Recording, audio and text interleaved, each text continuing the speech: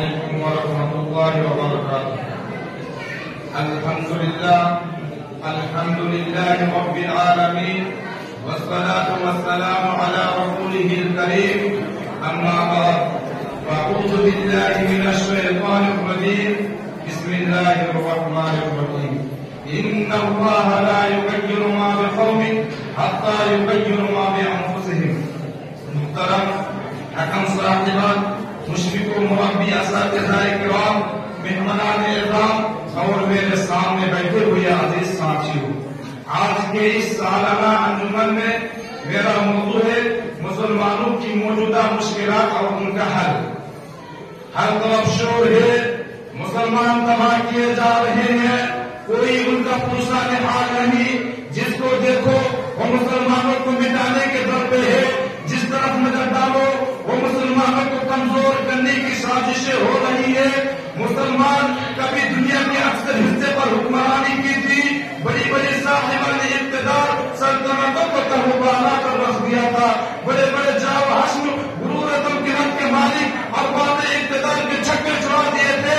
آج انہیں مسلمان محکومی کی زندگی میں گزر رہا ہے۔ کتنے حسرت و افسوس کا مقام ہے مسلمان جس نے دریاؤں اور سمندروں پر حکومت کی، مسلمان جس نے صحرا و بیابان اپنی زیر نگہ کیے، مسلمان جس کے حکم کی تابعداری جنگل کے بے زبان جانوروں، مشرق سے مغرب اور جنوب سے شمال تک اڑتی ہوئی ہواؤں نے کی۔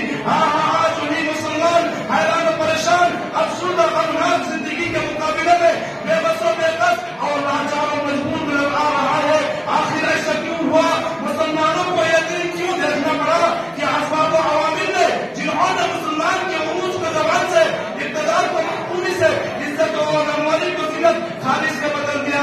اوروں کا ہے پیام اور میرا پیام اور ہے، اوروں کا ہے پیام میرا پیام اور ہے، عشق کے درد من کا طرز کلام اور ہے۔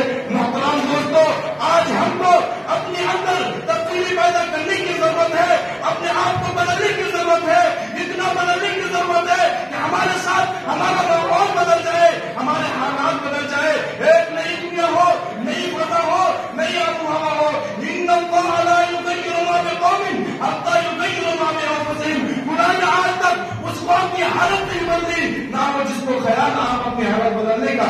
ہماری زندگیوں میں ایسا انقلاب رونما ہو جائے جو گردش وقت کو پھیر دے، حالات کے رخ کو موڑ دے، تاریخ کا دھارا جو بیرون کی سمت بہ رہا ہے اس کا بہاؤ ہماری طرف ہو جائے، ہماری کایا نہ پلٹے، دنیا کی کایا پلٹ جائے۔ پھر جانتے ہیں اب کیا ہوگا؟ یہ دنیا اور دنیا کے اقتدار مسلمانوں کی زیر نگہ ہوگی، یہ کائنات اور کائنات کی ترقیاں مسلمانوں کی تابع فرمان ہوگی، حکومت اور حکمرانی، سلطنت اور سلطانی مسلمانوں کی جاگیر ہوگی، مسلمانوں کا قافلہ کاروان محبت اسلاف کی تابندہ نقوش سے رہنمائی حاصل کرتا ہوا منزل و منزل کامیابی و کامرانیوں کی طرف بڑھتا جائے گا۔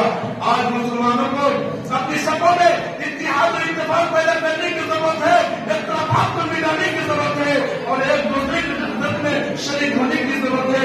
اس کے بعد اللہ کے رسی کو مضبوطی کے ساتھ پکڑ لینے کی ضرورت ہے۔ وَاعْتَصِمُوا بِحَبْلِ اللَّهِ جَمِيعًا وَلَا تَفَرَّقُوا وَاذْكُرُوا نِعْمَةَ اللَّهِ عَلَيْكُمْ إِذْ كُنتُمْ أَعْدَاءً فَأَلَّفَ بَيْنَ قُلُوبِكُمْ فَأَصْبَحْتُمْ بِنِعْمَتِهِ إِخْوَانًا وَكُنتُمْ عَلَى شَفَا حُفْرَةٍ مِّنَ النَّارِ فَأَنقَذَكُم مِّنْهَا كَذَلِكَ يُبَيِّنُ اللَّهُ لَكُمْ آيَاتِهِ لَعَلَّكُمْ تَهْتَدُونَ۔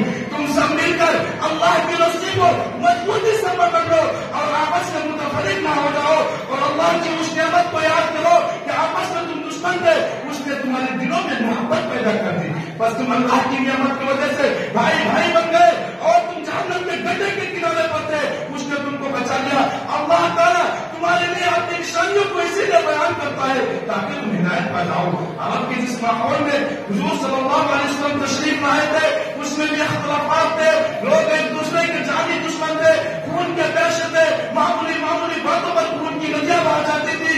خاندان اگر وہی اختلافات مدتوں میں چلتے رہتے، قبیلہ خاندان کا دشمن تھا، لیکن جب ان جانی دشمنوں کو اسلام کی دولت ملی تو سب بھائی بن گئے اور جانی دشمنوں کو فراموش کر دیا اور دینی اخوت کے بنا پر ایک دوسرے کے ہمدرد میں قائم کا بن گئے. سورہ انفال کے اندر ارشاد فرماتے ہیں وَأَلَّفَ بَيْنَ قُلُوبِهِمْ لَوْ أَنفَقْتَ مَا فِي الْأَرْضِ جَمِيعًا لَأَلَّفْتَ بَيْنَ قُلُوبِهِمْ وَلَكِنَّ اللَّهَ أَلَّفَ بَيْنَهُمْ إِنَّهُ عَزِيزٌ حَكِيمٌ.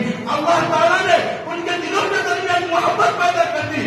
اگر آپ زمین کے سارے خزانے بھی خرچ کر دیتے تب بھی ان کے دلوں کے درمیان محبت پیدا نہ کر پاتے, لیکن اللہ تعالیٰ نے ان کے دلوں کو جوڑ دیا. بے شک اللہ غالب و حکمت والا ہے. قرآن کہتا ہے انما المؤمنون اخوہ, سب مسلمان بھائی بھائی ہے. اور دوسری جگہ ارشاد فرماتے ہیں المسلم من سلم المسلمون من لسانه ويده, مسلمان وہ ہے جس کی زبان اور ہاتھ سے دوسرے مسلمان کو. جو میں اس سے اپنی تقریر کو ختم کرنا چاہتا ہوں.